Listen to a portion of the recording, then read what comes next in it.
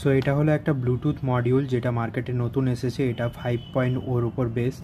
তো এটার মধ্যে যেটা খুবই সহজভাবে এটার কানেকশান করা যায়, এটার মধ্যে যে ইউএসবি পয়েন্টারটা দেখছো এখানে জাস্ট প্লাগ করো, এখানে একটা লাইট জ্বলবে, এটা ব্লিঙ্ক করছে, মানে এখন ডিভাইসের সাথে কানেক্টেড নেই।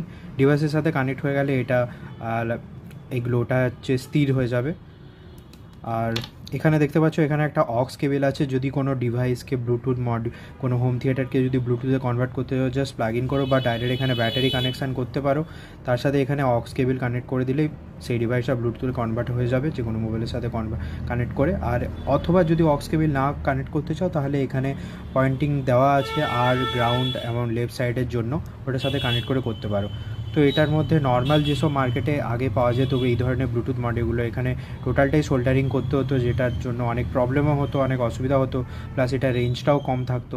তো সেই জায়গায় এটা একটা আপগ্রেডেড ভার্সন, খুবই ভালো। এটা সাউন্ড কোয়ালিটিও খুব ভালো। নেক্সট টাইম আমি এটার কিছু একটা ব্লুটুথ স্পিকার এইরকম কিছু আমার বানানোর প্ল্যান আছে, তো এটা আমি পরে নেক্সট টাইম দেখাবো তোমাদেরকে। সেটার জন্য সাবস্ক্রাইব করে রাখো অবশ্যই চ্যানেলটা, আর লাইক করো, শেয়ার করো।